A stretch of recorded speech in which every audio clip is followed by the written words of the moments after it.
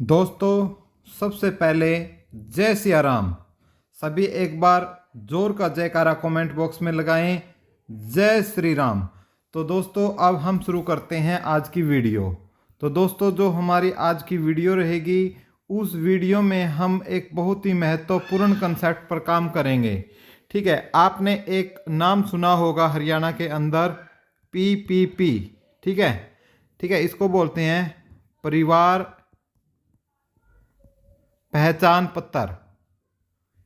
परिवार पहचान पत्र, ठीक है, ट्रिपल पी। अब ये इसको एक और नाम से जान जाते हैं हरियाणा में, इसको बोलते हैं फैमिली आईडी। फैमिली आईडी, ठीक है। और हरियाणा में इस चीज़ को इतना ज़्यादा प्रमोट किया गया है कि हर सरकारी काम में इसका यूज होने लगा है। ठीक है ना, हर सरकारी काम में इसका प्रयोग होता है। ठीक है, इसका प्रयोग होने लगा है। ठीक है दोस्तों, तो बहुत ही ज़्यादा इम्पोर्टेंट कंसेप्ट आज हम लेके चलेंगे। परिवार पहचान पत्र कैसे बनता है, ठीक है, वो आप सबको पता है। आप अपने नज़दीकी जो आपका परिवार पहचान पत्र का जो कार्यालय है उसमें जाकर पंजीकृत करवा सकते हो। लेकिन आज हम इसमें सबसे महत्वपूर्ण मुद्दा जो हमारा रहेगा, इसमें मैं स्टार लगाकर कि इसमें इनकम को वेरीफाई कैसे करती है। वेरीफाई गवर्नमेंट कैसे, सरकार कैसे करती है, सरकार कैसे करती है, इस पर हम आज की इस वीडियो में चर्चा करेंगे। सरकार ने एक पैमाना दिया है कि उस पैमाने पर सरकार क्या करती है, इनकम की गणना करती है। अब ये गणना क्यों महत्वपूर्ण है ट्रिपल पी में? क्योंकि भाई ट्रिपल पी में जिनकी भी इनकम 1,80,000 से कम है, ठीक है ना, से कम है, उनको सरकारी सुविधाओं का लाभ मिलता है। उनको किन का लाभ मिलता है? सरकारी सुविधाओं का लाभ दिया जाता है। सुविधाओं का लाभ प्रदान किया जाता है। ठीक है, उसमें बहुत सारे आती है, जैसे कई बार कहीं मकान बन रहे होते हैं या पीड़ा कार्ड है वो बन रहा होता है। और जैसे यदि हम बात करते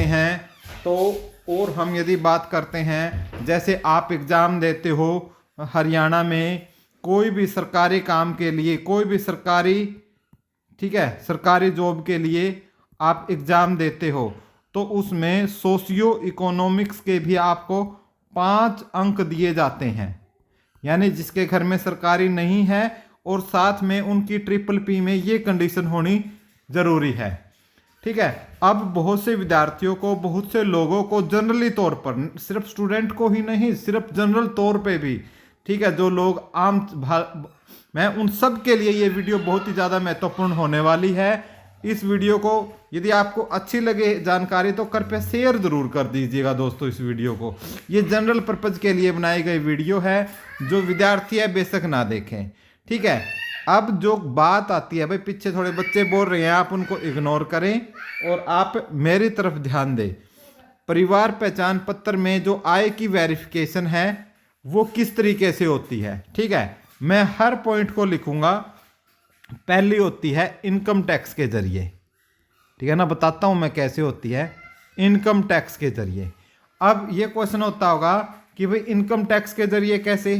तो आयकर क्या चेक करता है? आयकर विभाग क्या चेक करता है? आयकर विभाग, जो हरियाणा का जो विभाग है, वो इसकी आयकर विभाग से हरियाणा सरकार चेक करवाती है। ठीक है, कुछ लोग क्या करते हैं भाई, कुछ लोगों ने क्या किया हुआ है कि आईटी रिटर्न के चक्कर में उन्होंने लोन ज़्यादा ले रखा है। आईटी रिटर्न के चक्कर में उन्होंने क्या ले रखा है? लोन ज़्यादा ले रखा है। तो उनकी जो औसत आय है, उनकी 3 साल की औसत आय निकाली गई है। जो ऐसे हैं उनकी कितने साल की है? जिन्होंने आईटी रिटर्न तो भरी है, लेकिन लोन के चक्कर में आईटी रिटर्न भरी है, लेकिन उनकी 3 साल की निकाल के उनको देखी गई है। ठीक है, दूसरा जो इसमें कंसेप्ट देखती है सरकार, वो देखती है बिजली बिल। बिजली बिल, ठीक है। अब बिजली बिल में क्या देखती है कि भी आपने कितनी खपत की। स्टार्टिंग में जब ट्रिपल पी बनी थी तो उस समय थे 9,000 रुपये सालाना, कि भाई आपके यदि 9,000 रुपये साल के आ रहे हैं ना बिल, ठीक है, तो आपकी इनकम 1,80,000 से ज़्यादा मानी जाएगी। लेकिन हाल फिलहाल में इसको बढ़ाकर कर दिया गया है कितना, 12,000 रुपये साल की, ठीक है। यदि आपका बिल 12,000 से ज़्यादा आता है, चाहे 12,001 भी आता हो, फिर भी आपकी जो इनकम है किससे ज़्यादा मानी जाएगी, 1,80,000 से ज़्यादा मानी जाएगी, ठीक है ना। जो परिवार पहचान पत्र में आय का जो लफड़ा होता है ना, जो 1,80,000 का, वो आज हम डिस्कस करेंगे कि सरकार कैसे वेरिफिकेशन की हुई है। सरकार ने, उन्होंने अपना आज पूरा ब्यौरा दिया है, ठीक है।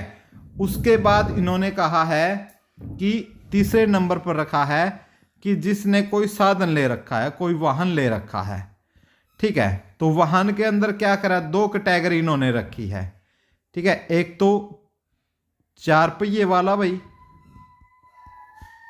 और एक कैटेगरी रखी है भाई 2 पहिए वाला, ठीक है। जैसे बाइक वगैरह है, बाइक है, बाइक को नहीं काउंट करा गया है, बाइक को नहीं मानेंगे। लेकिन यदि किसी के पास 4 पहिए वाला है तो उसकी इनकम 1,80,000 से ज़्यादा ऑटोमेटिक मान ली गई है, जिसके नाम पर रजिस्ट्रेशन होना चाहिए। जैसे भाई मेरी फैमिली आईडी है ना, मेरी फैमिली आईडी है, तो मेरी फैमिली आईडी में वो वाहन मेरे नाम से रजिस्ट्रेशन होना चाहिए, ठीक है। आप समझे बात में, ठीक है। तो उनको उसमें शामिल नहीं किया है, लेकिन 2 पहिया वालों को शामिल नहीं किया, लेकिन 4 पहिया वाले की मैंने आपको बता दी। एक सबसे महत्वपूर्ण जो मुद्दा आया है भाई, वो आए हैं हमारे जो अनुबंधित तौर पर कर्मचारी है, अनुबंधित कर्मचारी हैं, अनुबंधित कर्मचारी हैं।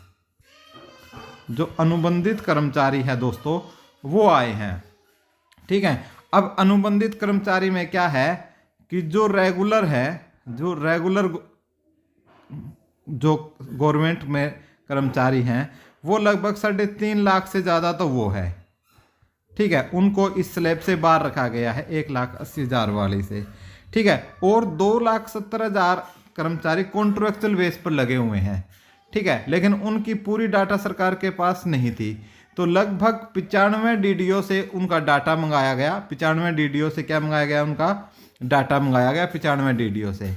और फिर 1.5 लाख कॉन्ट्रैक्चुअल कर्मचारी इसमें पंजीकृत मिले। कितने मिले, 1.5 लाख, ठीक है। जैसे शेष आंगनबाड़ी वर्कर, आशा वर्कर और अन्य भी इस डाटा में मिले हैं, ठीक है। तो उनको इस स्लैब से बाहर रखा गया है, ठीक है। अब एक और बात देखने को आई है, यहाँ जगह स्पेस कम है, मैं आपको यही समझाता हूँ कि भाई एक परिवार के 4, क्या है, एक परिवार के 4 क्या है भैया, एक परिवार के 4। एक बंदे ने डाटा उठाया गया ट्रिपल, देखो ट्रिपल ई के फायदे भी हैं, नुकसान भी है। ट्रिपल ई के डाटा से पता चला है कि एक परिवार है जो एक पुलिस में है, एक बंदा, ठीक है, पुलिस का मुलाजिम है, उसने अपने परिवार के 4 लोगों को कॉन्ट्रैक्चुअल बेस पे ही पुलिस विभाग में रख रखा है। उसी के परिवार के हैं चारों, ठीक है। तो चारों की सैलरी उसी के पास जाती है, कॉन्ट्रैक्चुअल बेस पे लगे हुए हैं।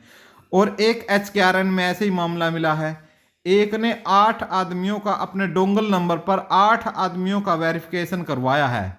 कितने का, 8 लोगों का, और सबका पैसा खुद ले रहा है भाई, ठीक है। तो कुछ इससे फायदा भी हुआ है, उनसे ये पकड़े गए हैं। इसी प्रकार औद्योगिक श्रमिक थे, ठीक है।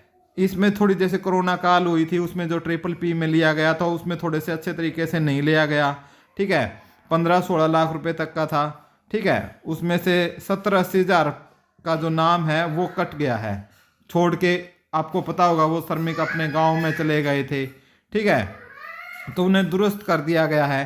तो कुछ जो फैक्ट्री संचालक है वो 15,000 रुपये कागजों में देते हैं। कागजों में कितने देते हैं भाई, जैसे एक मजदूर है किसी फैक्ट्री में लगा है, जैसे मैं एक फैक्ट्री में लगा हूँ पानीपत की किसी, ठीक है। तो वो रजिस्ट्रेशन करवा देगा उसमें औद्योगिक श्रमिक में, तो वो उसके कितने रुपए जमा करवा रहा है, 15,000, लेकिन वास्तव में उसे मिल कितने रहे हैं, 10,000 रुपये। देता 10 है और वहाँ दिखाता कितना है 15। इसी प्रकार जो सरकार प्राइवेट स्कूल है उनके टीचरों के साथ भी ऐसा होता है। चलो यहाँ तो मान ले भाई श्रमिक तो बेचारे भोले भाले अनपढ़ है, वहाँ देखो पढ़े लिखे लोगों को भी मूर्ख बना के ठगा जाता है प्राइवेट स्कूलों में। उनको सैलरी दी जाती है 8-9 हज़ार और उनके नाम से जो बिल कटता है वो 17-18 हज़ार रुपये का काटा जाता है। ठीक है, अब उन्हें दुरुस्त किया जा रहा है। अगर किसी को कोई शिकायत है तो शिकायत डालें। यदि इससे रिलेटेड कोई श्रमिक है ना भाई, किसी के नाम पर 15,000 रुपये जा रहे हैं लेकिन उसको मिल कितने रहे हैं, सिर्फ 10,000 रुपये। यदि कोई ऐसा है तो उसके लिए आप डालें जाकर परिवार पहचान पत्र में, वहाँ आपका सुनी जाएगी और आपको पूरा समाधान आपका किया जाएगा। ठीक है, 22-23 लाख श्रमिकों में से 16-17 लाख का डाटा मैपिंग हो चुका है। ठीक है, उसके बाद स्वामित्व संपत्ति, इसी के अंदर जो नेक्स्ट स्टेप है वो स्वामित्व संपत्ति है, यानी आपकी प्रॉपर्टी। तो गांव में क्या है भाई, 4-5 लाख ऐसी संपत्तियां हैं जिन पर विवाद है। आपको पता होगा ना भाई, जैसे पंचायत की होती है या सरकारी विभाग की होती है, उन पर कब्जा कर लिया होता है, तो उन पर विवाद है। उनको छोड़कर जो ग्रामीण क्षेत्र में 400 गज तक के मकान को BPL में माना गया है। ठीक है ना, ये सिर्फ गाँव की बात है, शहर में नहीं माना गया, गांव में माना गया है। 400 गज तक का जो मकान है उसको छोड़ा गया है। उनको उनकी इनकम 1,80,000 से 1,80,000 से क्या है, कम मानी गई है। ठीक है, कम मानी गई है उनकी, 1,80,000 से कम। ठीक है, उसके बाद कृषि उपज की हम बात करते हैं। कृषि उपज की, तो कृषि उपज में जैसे फॉर एग्जाम्पल भाई मैं हूँ, ठीक है, मैं खेती करता हूँ। यदि मैं खेती कर रहा हूँ, यदि मेरे बैंक अकाउंट में 4 लाख रुपए तक का लेन देन हो रहा है ना सालाना, ठीक है, तो उसे फसल, तो उसका जो उसमें रखा जा सकता है, उसका आधे खर्च को BPL में रखा है। ठीक है, जैसे हम और किस प्रकार ले, जैसे हम ठेके पर लेते हैं ना, उसकी कीमत चाहे हम कितने दे रहे हो, सरकार ने उसकी क्या रेट रखा है, 20,000 रुपये प्रति एकड़ तक का मानेगी सरकार। उसके अलावा जो आप एक्स्ट्रा दे रहे हो ना, वो आपकी इनकम में काउंट होगी। ठीक है, नेक्स्ट है लोकल कमेटी। ये लोकल कमेटी क्या है भाई, जैसे लोकल कमेटी क्या है, जैसे कोई सरकारी कर्मचारी है, कोई लोकल CSC ऑपरेटर है, कोई स्टूडेंट है, कोई सोशल एक्टिविस्ट है या कोई वॉलेंटियर है। ठीक है, ये वॉलेंटियर की कमेटी PP की आय वेरिफिकेशन करती है, ये करती है वेरिफिकेशन। ठीक है, यदि ये पैसा ले देकर कुछ गलत करते हैं, आपके आसपास कोई ऐसा हो जिसने गलत करवा रखी है अपनी इनकम, आप उसकी अथॉरिटी के पास शिकायत कर दिए, वो आप शिकायत करो, आपका जो आगे भेज दिया जाएगा और उन पर कार्रवाई की जाएगी।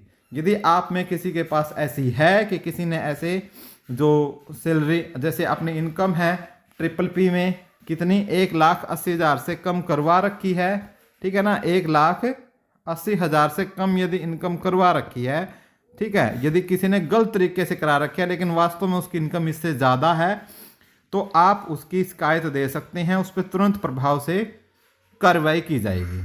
ठीक है, तो दोस्तों ये मैंने PPP के बारे में जानकारी दी। जो ग्रुप C ग्रुप D के विद्यार्थी थे वो काफ़ी चिंतित थे कि कैसे होती है वेरिफिकेशन, तो ये वेरिफिकेशन इस प्रकार से होती है। तो मैं उम्मीद करता हूं दोस्तों आपको ये पूरा का पूरा जो डाटा है वो समझ में आया होगा, और मैं ये भी उम्मीद करता हूं कि आपको ये वीडियो अच्छी लगेगी। और दोस्तों यदि वीडियो अच्छी लगे तो वीडियो को लाइक करें, अच्छी नहीं लगे तो डिसलाइक कर दें।